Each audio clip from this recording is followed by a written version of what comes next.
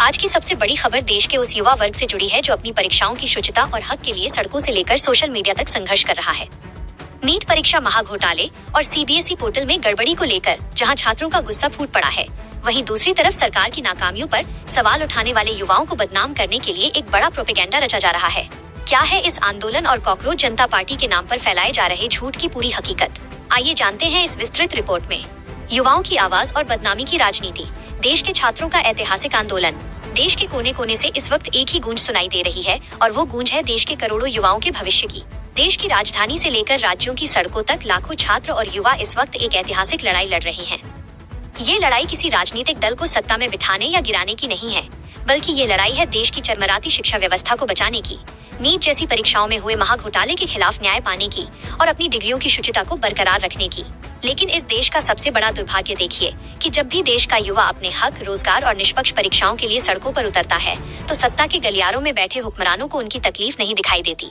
उल्टा उस आंदोलन को कुचलने और बदनाम करने के लिए एक ऐसा चक्रव्यूह रचा जाता है जहां युवाओं की जायज मांग को देश विरोधी, पाकिस्तानी या विदेशी ताकतों की साजिश घोषित कर दिया जाता है।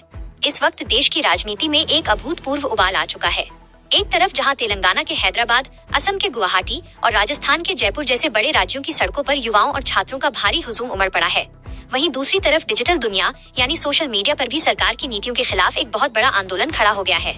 कांग्रेस की छात्र शाखा NSUI और युवा कांग्रेसी सड़कों पर उतरकर केंद्रीय शिक्षा मंत्री धर्मेंद्र प्रधान के इस्तीफे की मांग कर रहे हैं। इस पूरे मामले पर देश के प्रधानमंत्री पूरी तरह से खामोश बैठे हैं और इसी खामोशी का नतीजा है कि शिक्षा व्यवस्था के जिम्मेदार लोग पूरी तरह से अहंकार में चूर हैं।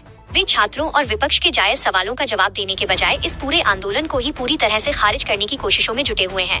जब देश के 22 लाख बच्चों का भविष्य दांव पर लगा हो और परीक्षा प्रणाली पर गंभीर सवाल उठे हों, तब सरकार की जिम्मेदारी बनती है कि वो सामने आकर छात्रों का भरोसा जीते। लेकिन यहाँ सरकार जवाब देने के बजाय सिर्फ बचने के रास्ते तलाश रही है। विपक्षी नेताओं का साफ कहना है कि जब तक शिक्षा मंत्री धर्मेंद्र प्रधान का इस्तीफा नहीं होता और नीट जैसी बड़ी परीक्षाओं में पेपर लीक को रोकने के लिए एक फुल प्रूफ पारदर्शी सिस्टम नहीं बनाया जाता, तब तक यह आंदोलन थमने वाला नहीं है। लेकिन अफसोस की बात यह है कि देश की मुख्यधारा का मीडिया, जिसे जनता की आवाज बनना चाहिए था, वो इन सड़कों पर लाठियां खाते और पसीना बहाते युवाओं को दिखाने के लिए तैयार नहीं है। वो तो सत्ता की चाटुकारिता और दूसरी गैर जरूरी बहसों में व्यस्त है। जब देश के युवाओं का गुस्सा सड़कों पर फूट रहा था, तब केंद्रीय शिक्षा मंत्री धर्मेंद्र प्रधान का एक ऐसा बयान सामने आया जिसने लोकतंत्र में विपक्ष और जनता की भूमिका पर ही गंभीर सवाल खड़े कर दिए। शिक्षा मंत्री ने कहा कि प्रधानमंत्री नरेंद्र मोदी अपनी जिम्मेदारी से काम कर रहे हैं, न कि कांग्रेस पार्टी की मर्जी से। उन्होंने तर्क दिया कि देश की जनता ने कांग्रेस को चुनाव दर चुनाव नकारा है और इस लगातार मिल रही हार के बाद हताशा में आकर विपक्ष इस तरह के मुद्दे उठा रहा है। शिक्षा मंत्री के अनुसार राहुल गांधी को लगता है कि यह देश उनकी जमींदारी या जागीर है जिसे वो अपनी मर्जी से चलाना चाहते हैं। उन्होंने ये भी जोड़ा कि CBI इस पूरे मामले की जाँच कर रही है और जल्द ही सब कुछ सामने आ जाएगा। लेकिन यहाँ एक बुनियादी सवाल ये उठता है कि क्या चुनाव में हार जीत ही किसी मुद्दे की गंभीरता को तय करेगी? क्या लोकतंत्र में चुनाव हारने के बाद विपक्ष या देश के आम नागरिकों को सरकार की नाकामियों पर सवाल उठाने का कोई अधिकार नहीं रह जाता? क्या स्पेशल इंटेंसिव रिवीजन और चुनावी रणनीतियों के सहारे मिली जीत सत्ता को इतना अंधा कर देगी कि देश के भविष्य से जुड़े जायज सवालों को सिर्फ विपक्ष की हताशा बताकर पल्ला झाड़ लिया जाए? करोड़ों छात्रों से जुड़ी ये नाकामी सिर्फ नीट परीक्षा के पेपर लीक तक ही सीमित नहीं है, बल्कि देश की पूरी स्कूली और उच्च शिक्षा व्यवस्था इस वक्त वेंटिलेटर पर दिखाई दे रही है। केंद्रीय माध्यमिक शिक्षा बोर्ड यानी CBSE के 12वीं के नतीजे आते हैं और जो नंबर्स छात्रों को मिलते हैं वे बेहद अजीबोगरीब हैं। इसके बाद जब छात्र मार्क्स वेरिफिकेशन और री इवैल्यूएशन के लिए आवेदन करना चाहते हैं तो वहाँ भी एक बहुत बड़ा तकनीकी घोटाला सामने आता है। CBSE का पोस्ट रिजल्ट सर्विसेज पोर्टल, जहाँ छात्र अपनी उत्तर पुस्तिकाओं की फोटोकॉपी और पुनर्मूल्यांकन के लिए अप्लाई करते हैं, पूरी तरह से ठप हो जाता है। हजारों छात्रों और उनके माता पिता ने शिकायत की कि पोर्टल बार बार क्रैश हो रहा है, लॉगिन नहीं हो पा रहा है, फीस का भुगतान अटक रहा है और आवेदन सबमिट ही नहीं हो रहे हैं। हालात इस कदर बेकाबू हो गए कि खुद शिक्षा मंत्री को इस तकनीकी खराबी को दूर करने के लिए IIT मद्रास और IIT कानपुर के तकनीकी विशेषज्ञों की एक विशेष टीम को CBSE की मदद के लिए भेजना पड़ा। जो सरकार एक छोटा सा री इवैल्यूएशन पोर्टल तक सुचारू रूप से नहीं चला सकती, वो देश को डिजिटल इंडिया बनाने के बड़े बड़े खोखले दावे करती है। इस बदहाली पर जब राजस्थान जैसे राज्यों में बड़े नेता मुखर होते हैं तो वे सरकार के उन पुराने वादों की याद दिलाते हैं जिनमें बड़े बड़े मगरमच्छों और माफियाओं को पकड़ने की बातें कही गई थी। आज जब बार बार पेपर लीक हो रहे हैं तो सरकार ये बताने की स्थिति में नहीं है कि उसने किस बड़े अपराधी पर कार्रवाई की है। उल्टा इस आंदोलन से घबराकर सत्ता पक्ष के मंत्री और सांसद अब मर्यादा की सारी सीमाएं लांघने लगे हैं।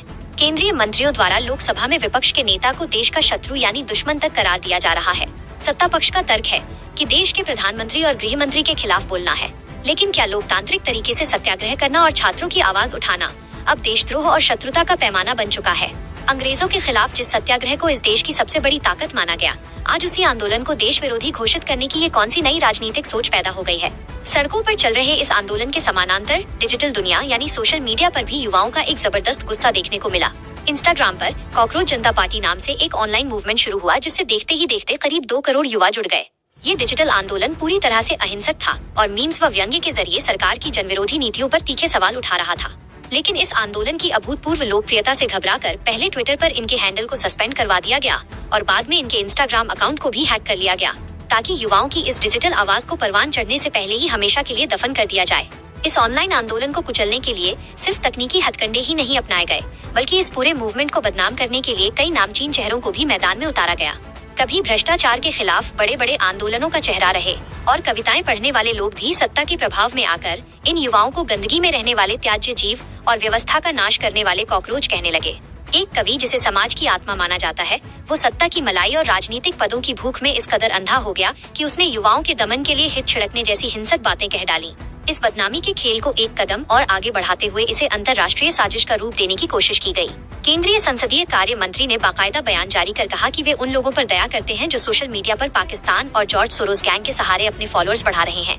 इसके तुरंत बाद सत्ता पक्ष के IT सेल के प्रमुखों और युवा मोर्चा के सचिवों ने एक फर्जी graphic pie chart social media पर पोस्ट कर दिया। इस ग्राफिक में ये झूठा दावा किया गया कि कॉकरोच जनता पार्टी के 49% फॉलोअर्स पाकिस्तान से हैं, 14% अमेरिका से हैं, 14% बांग्लादेश से हैं और भारत से सिर्फ 9% लोग हैं। इस फर्जी आंकड़े के आधार पर मुख्यधारा के कई बिकाऊ चैनलों और सोशल मीडिया इन्फ्लुएंसर्स ने बिना किसी जांच पड़ताल के चिल्लाना शुरू कर दिया कि यह पूरा आंदोलन पाकिस्तान जनता पार्टी द्वारा प्रायोजित है। लेकिन जब इस सफेद झूठ की हकीकत जानने के लिए देश की प्रतिष्ठित fact checking website alt news ने इस पूरे मामले की गहन पड़ताल की, तो सत्ता पक्ष का यह पूरा प्रोपेगेंडा ताश के पत्तों की तरह बिखर गया। ऑल्ट न्यूज ने इस डिजिटल आंदोलन के संस्थापक से सीधा संपर्क किया और उनके इंस्टाग्राम डैशबोर्ड का असली प्रामाणिक डेटा दुनिया के सामने रखा। उस असली और आधिकारिक डेटा के अनुसार इस आंदोलन से जुड़े कुल लोगों में से 94.7% लोग विशुद्ध रूप से भारत के रहने वाले भारतीय युवा हैं। अमेरिका से 1%,